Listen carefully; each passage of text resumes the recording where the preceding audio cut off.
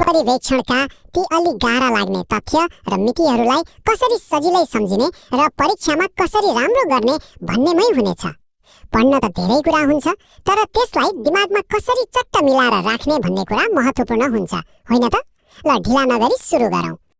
आजको हाम्रो छलफलको रूपरेखा यस्तो छ। पहिला सुपरिवेक्षणका प्रकार हेर्छौँ, अनि ऐतिहासिक विकासक्रम, स्याटेलाइट अवधारणा, हालका चुनौतीहरू र अन्त्यमा आधुनिक सुधारहरू।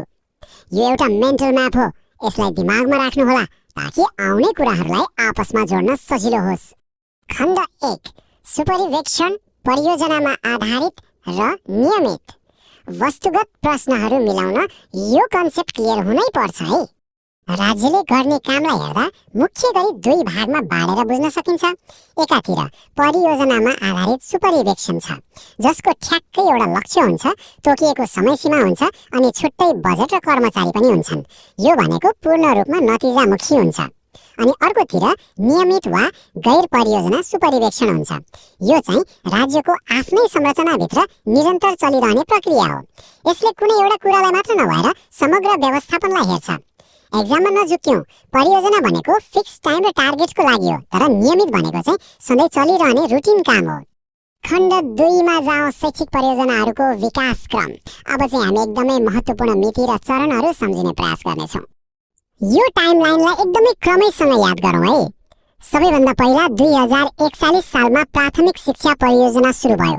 त्यति बेला यो जम्मा 6वटा जिल्लामा मात्रै लागू भएको थियो।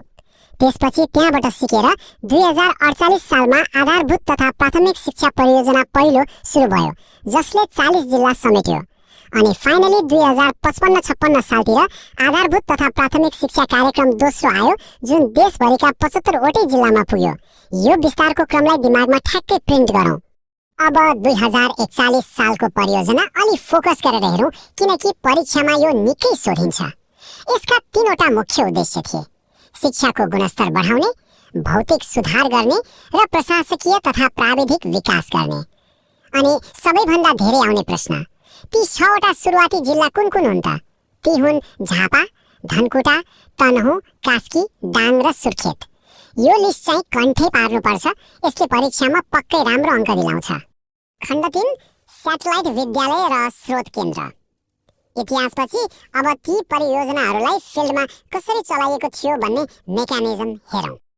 स्याटेलाइट विद्यालय भन्ने बित्तिकै अन्तरिक्षको स्याटेलाइट सम्झिनु भयो होला, तर कन्सेप्ट उस्तै हो। यो एउटा लिडर फिडर मोडल थियो।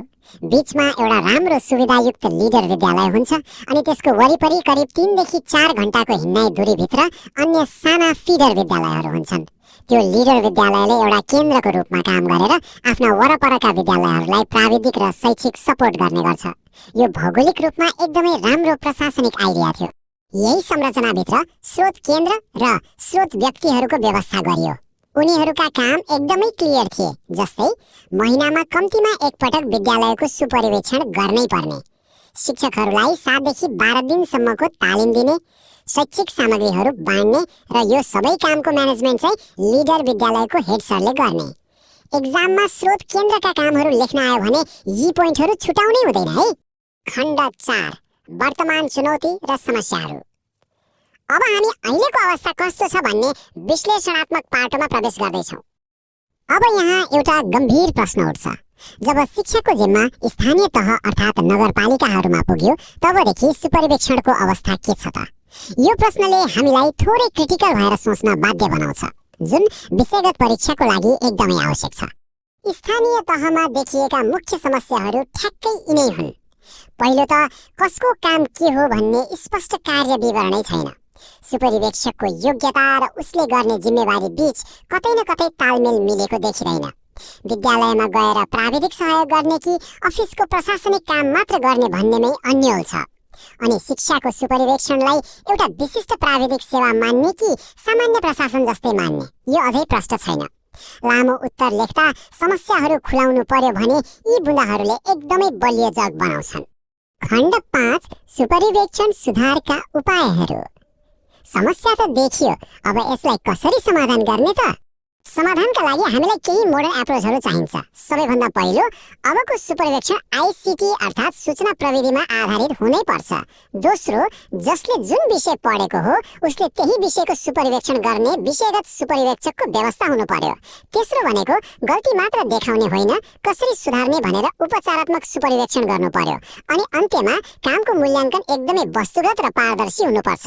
यी कुराहरू लागू गर्ने हो भने अहिलेका धेरै जसो समस्या समाधान हुन सक्छन्। अनि अन्त्यमा परीक्षाको निष्कर्ष लेख्दा एकदमै काम लाग्ने एउटा शक्तिशाली भनाइ छ, काम गर्ने र सिक्ने संस्कृतिको विकास। हाम्रो सम्पूर्ण शैक्षिक प्रणालीको अल्टिमेट गोल भनेकै विद्यालयमा यस्तो माहौल बनाउनु हो जहाँ सबैले काम पनि गरून् र निरन्तर सिकिरहन्। तर यहाँनिर एउटा प्रश्न सोचेर हेरौँ त, हामीलाई स्थानीय तहहरूले स्रोत साधनको कमी झेलिरहेको बेला प्रविधि र विषयगत दक्षतालाई सँगै लगेर यो सिक्ने संस्कृति साँच्चै कहिलेसम्म स्थापित गर्न सक्लान्? के हाम्रो सिस्टम यसको लागि पूर्ण रूपले तयार छ त? यही प्रश्न मनन गर्दै आजको यो सेसन हामी यही बिट मार्छौँ। परीक्षाको लागि धेरै धेरै शुभकामना।